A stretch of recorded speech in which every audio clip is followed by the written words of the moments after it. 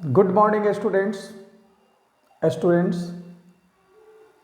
आज हम लोग एक्सरसाइज 5.3 का क्वेश्चन नंबर 8, 9 और 10 सॉल्व करेंगे। ओके, तो सबसे पहले हम लोग क्वेश्चन नंबर 8 के बारे में डिस्कस करते हैं। तो ये हमारा रहा question number 8। Find the sum of the first 51 terms of AP whose second and third terms are 14 and 18 respectively. Okay, means यहाँ पर सेकेंड और थर्ड टर्म दिया हुआ है and we have to find the sum of first 51 terms. Okay, so now देखते हैं। Let A be the first term and D be the common difference। Okay, यहां पर हमने A को फर्स्ट टर्म और D को कॉमन डिफरेंस मान लिया। अब देखो, अकॉर्डिंग टू क्वेश्चन के अनुसार देखिए क्या कहता है। Second term and third term means A plus D second term equal to 14 and A plus 2d equal to 18। Equation 1 and equation 2। अब subtract equation 2 from equation 1। देखो, a plus d equal to 14 and a plus 2d equal to 18। Subtract कर देंगे, ये cancel हो गया। Minus D equal to -4 cancel हो गया, सो d equal to 4।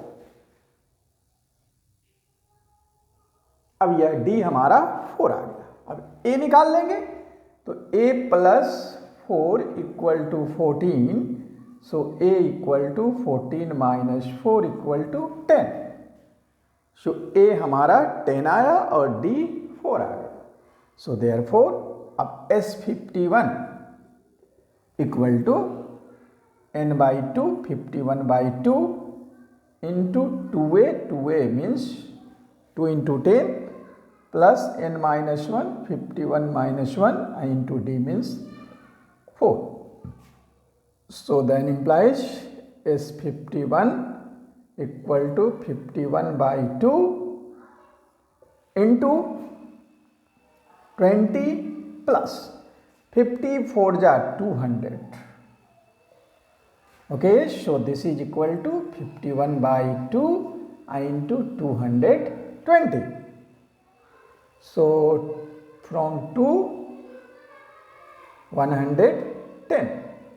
अब यहाँ पर multiply, therefore S51 equal to multiply कर देंगे, 11 की 11 1 हो गया और 11 51 56 हो गया, एक 0 आ गया। तो S51 हमारा यह हो गया 5610। इसके बाद आप बेटर बनाने के लिए इसको लिख दीजिए कि hence the sum of 51 term is 5610। To make it better बनाने के लिए आप इसको लिख सकते हैं। थोड़ा सा इनविजिबल था तो उसको हमने इसको विजिबल बना दिया।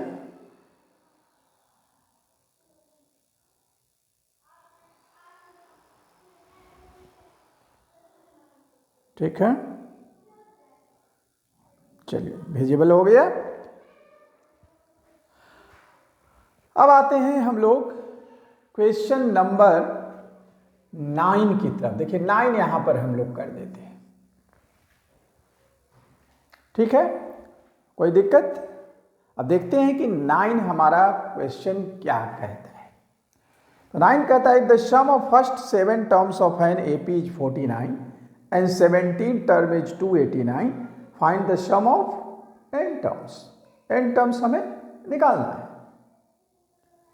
ओके, सो लेट, फिर वही हम लोग करेंगे, let A be the first term and D be the common difference. Any problem?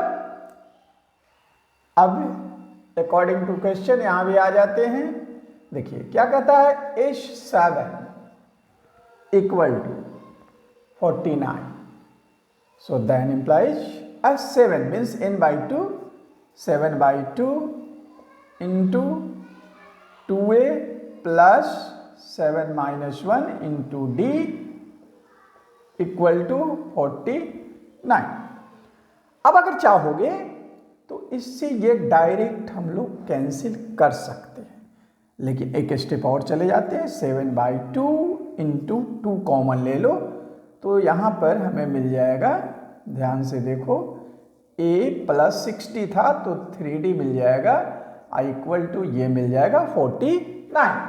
अब 2 से 2 काट दो और 7 7 जा 49, so then implies a plus 3d equal to 7। Mark the equation number 1।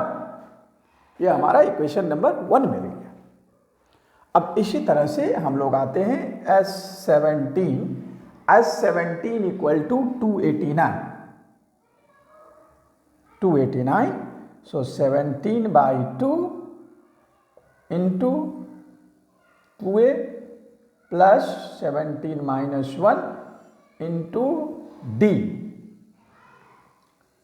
Equal to 289, so then implies 17 by 2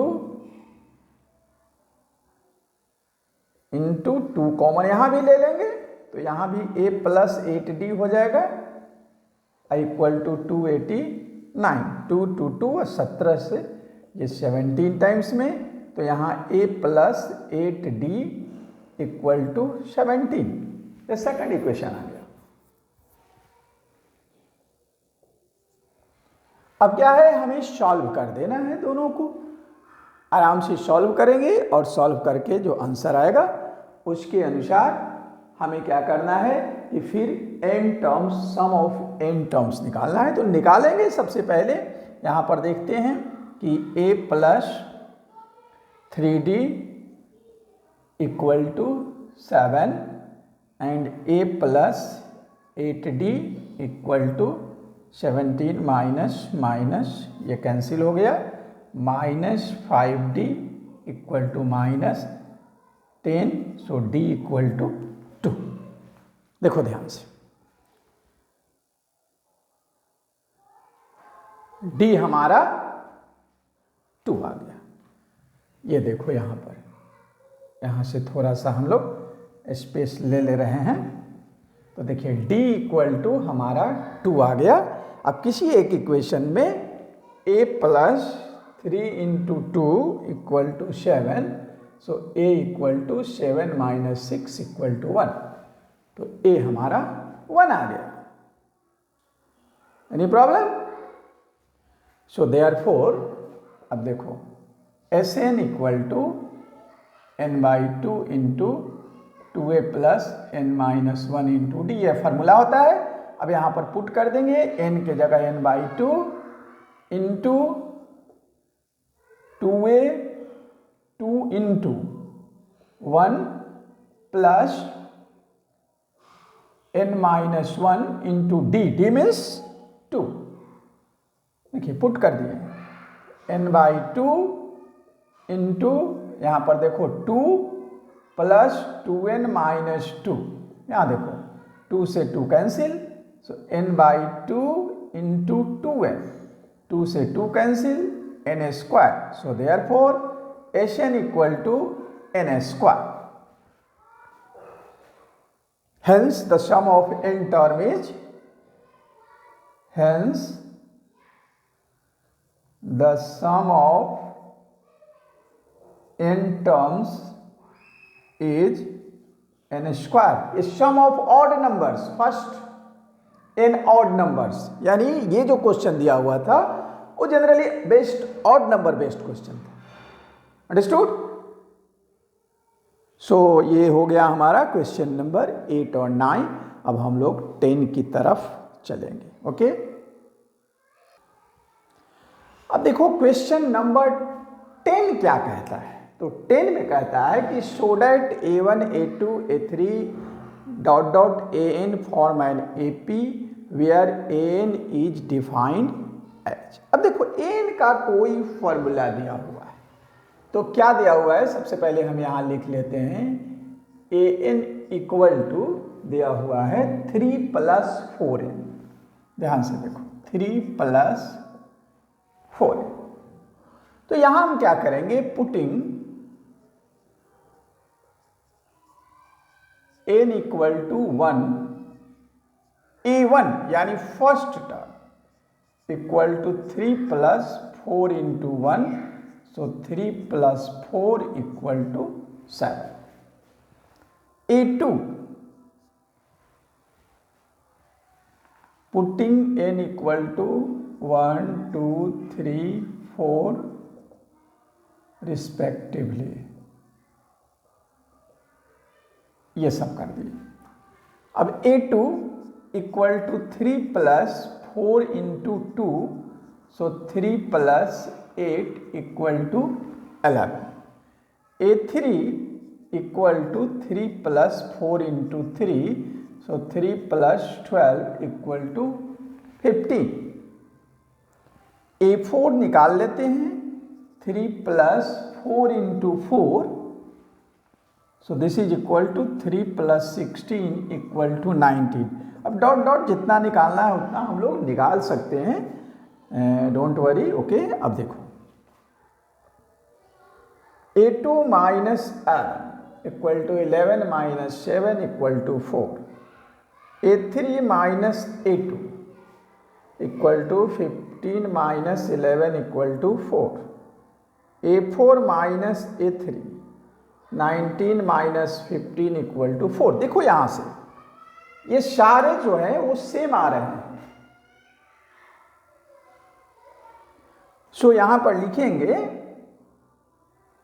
the difference of any two consecutive terms is same. Therefore, the above situation belongs to AP.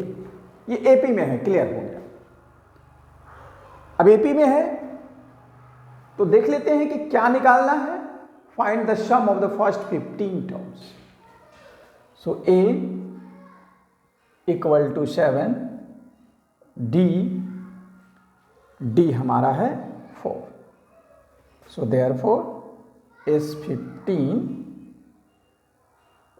Equal to, पहले Sn लिख सकते हो, formula अगर लिखना चाहते हो तो Sn equal to n/2 into 2a plus n - 1 into D. So S15 equal to 15/2 into 2 into 7 plus 15 - 1 into D equal to 4. So this is equal to 15/2. देखो यही हो जाता है ना कि जगह का थोड़ा सा 14 14 56 थोड़ा जगह का अभाव हो जाता है, तो देखना पड़ता है कि एडजस्टमेंट क्या है. तो यहाँ एडजस्ट कर रहे हैं.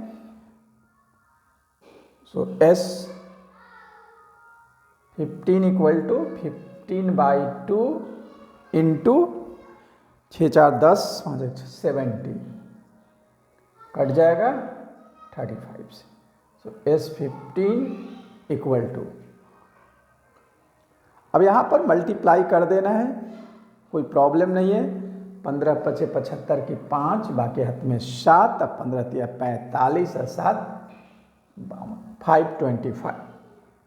तो इसको हम लोग ब्रैकेट में घेर देते हैं, यही हमारा रियल आंसर हुआ, यानी S15 equal to 525। Any problem? आगे बढ़े। ये 10 का फर्स्ट क्वेश्चन था। अब 10 का ही हम लोग सेकंड क्वेश्चन की तरफ मूव करते हैं। तो सेकंड क्वेश्चन एन का फॉर्म है 9 - 4n। 9 - 4n नहीं है, 5n है। देखिए गलत हो जाने के बाद फिर ठीक है, 9 - 5n। अब फिर वही है, putting n equal to 1 2 3 4 n respectively. So A1 n की जगह 1, तो 9 - 5 into 1, so 9 -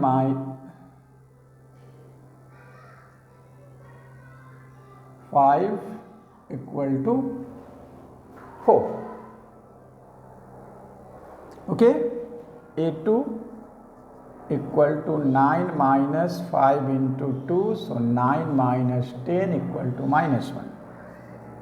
A3 equal to 9 - 5 into 3 equal to 9 - 15 equal to -6। A4 equal to 9 - 5 into 4, 9 - 20 equal to -11। ठीक है, कोई प्रॉब्लम? अब आगे देखते हैं। देखो A2 - A1, A2 पहले लिखेंगे, तो A2 हमारा -1 और -4 इक्वल टू -5। A3 - A2 -6 और -1, तो -6 + 1 इक्वल टू -5। A4 -A3, तो A4 हमारा -11 -6 इक्वल टू -11 + 6 इक्वल टू -5। अब देखो सेम थिंग यहां भी आ रहा है कि the difference of any two consecutive term is same. The difference of any two consecutive term is same, hence the above situation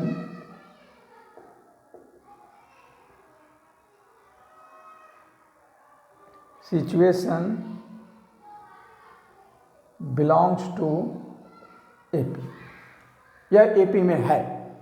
अब एपी में है तो S15 फाइंड आउट कर देना है। तो A इक्वल टू हमारा कितना है? A इक्वल टू 4 है और D इक्वल टू -5 है।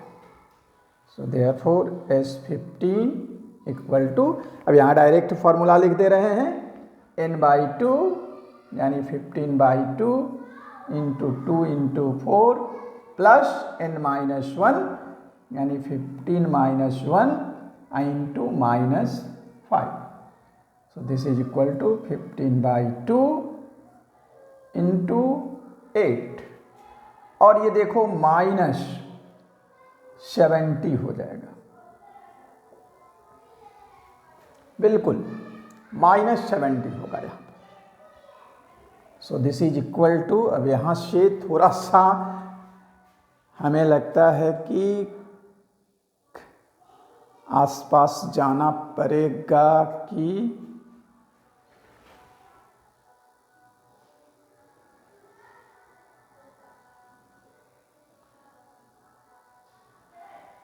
थोड़ा सा एडजस्ट कर लेते हैं। This is equal to 15/2 into 8 जाएगा तो -62, तो ये 31 से cancel. So this is equal to 15 का 5, हाथ में 1, 15 से 45, -465। ये हमारा आंसर आ गया -465। सो देयरफॉर यहाँ कर देते हैं इस 15 इक्वल टू -465 और यहाँ ये कर देते हैं। ठीक है, तो ये हमारा रहा क्वेश्चन नंबर 10 का दोनों पार्ट। ओके, तो इसी के साथ आज मैं इस वीडियो को यहीं पर समाप्त कर रहा हूं। Thank you very much.